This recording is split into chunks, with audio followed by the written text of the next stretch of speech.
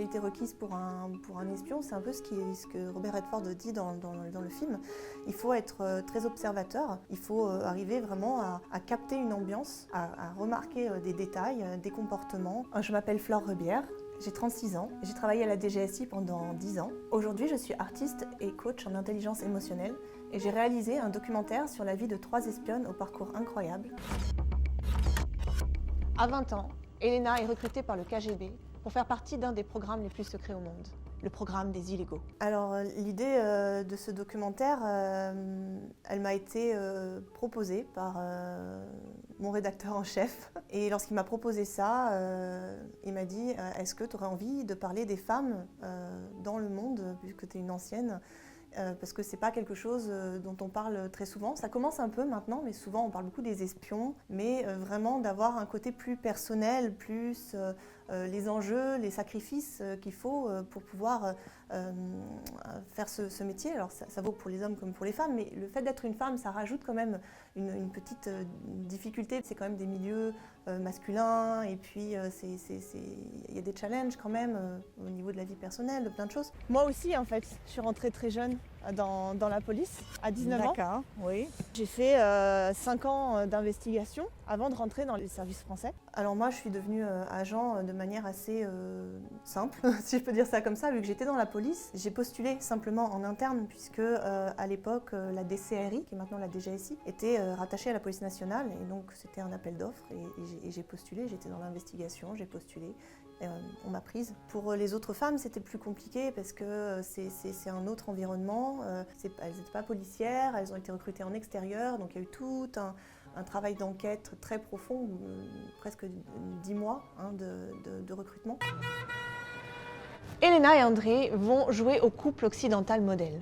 Et pour ça, ils vont emprunter l'identité de 2 citoyens canadiens décédés. Ces 3 femmes, ça n'a pas été très dur de les convaincre. Enfin, il y a quand même eu des échanges, hein, bien sûr, plusieurs échanges où j'ai expliqué pourquoi je voulais faire ça. Et le fait que je sois moi-même une ancienne, ça a facilité, ça a aidé, parce qu'il y a quand même quelque chose, un climat de confiance qui s'instaure. Au début de notre émission, on était Tracy et Donald.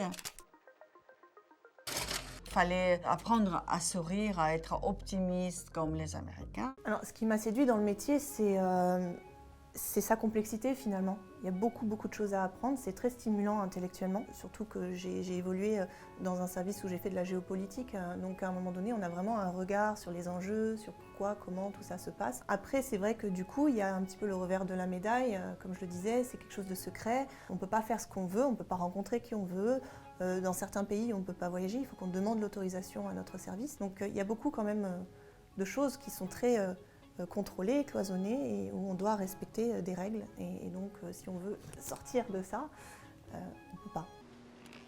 There's a weakness in the people. I can feel it.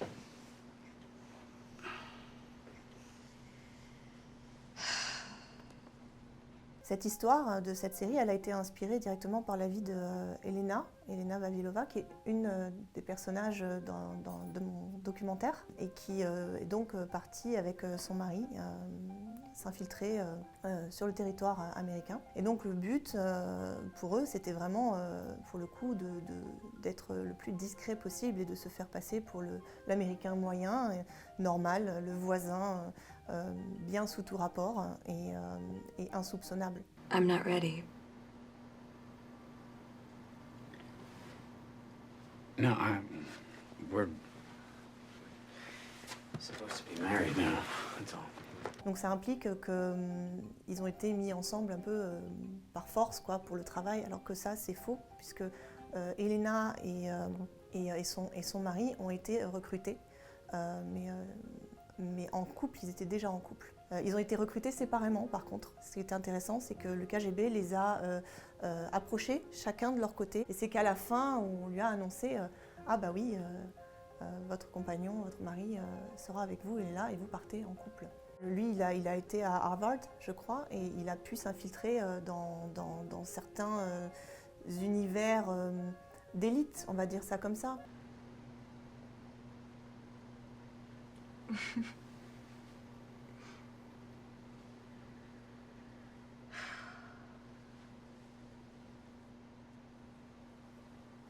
Comment réussir à vraiment trouver un équilibre entre deux identités, comme l'a fait Elena par exemple. Comment elle s'est défait de ça après avoir passé 25 ans à endosser le rôle de quelqu'un d'autre. Est-ce qu'elle s'en est vraiment défait? Je ne sais pas. Et donc je ne saurais vraiment pas dire qui de Tracy ou de Elena j'ai vraiment eu en face de moi.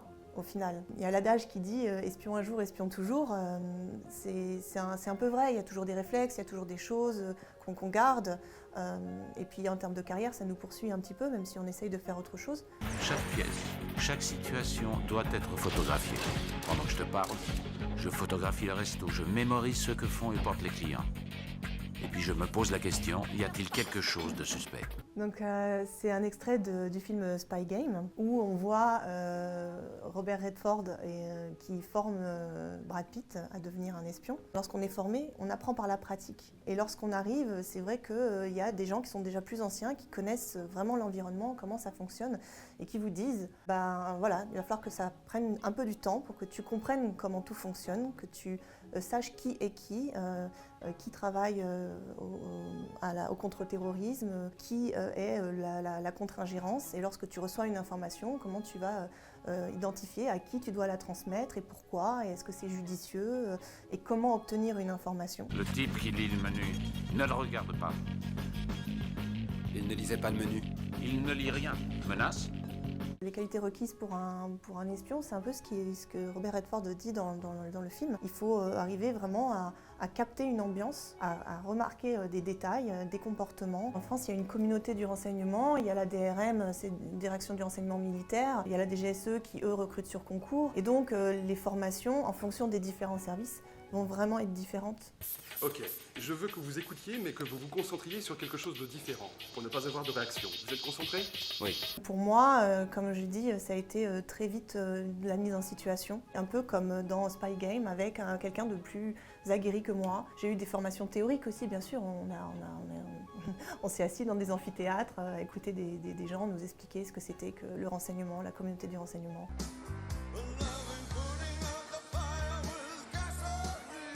On a souvent ce cliché de la femme fatale qui s'habille très sexy, avec des talons aiguilles, des décolletés plongeants, voilà.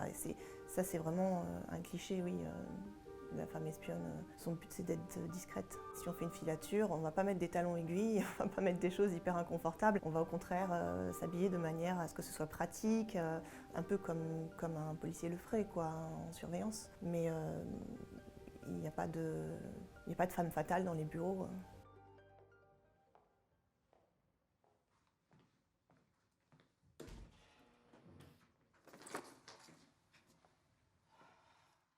Une femme, dans le monde de l'espionnage, elle peut, mais comme finalement dans n'importe quel milieu, il y a ce rapport de séduction qui peut se placer entre les hommes et les femmes. Ça peut être un atout, effectivement, de créer une alchimie, de créer quelque chose. Et le fait qu'on soit une femme un peu jolie peut faciliter ça. Et donc s'il y a un lien, un échange à avoir qui peut être un peu sensible, ça va être peut-être plus intéressant d'envoyer la jeune femme que le collègue. Voilà. Mais ça s'arrête là. C'était Flore Rebière pour l'Expert Review de Vanity Fair.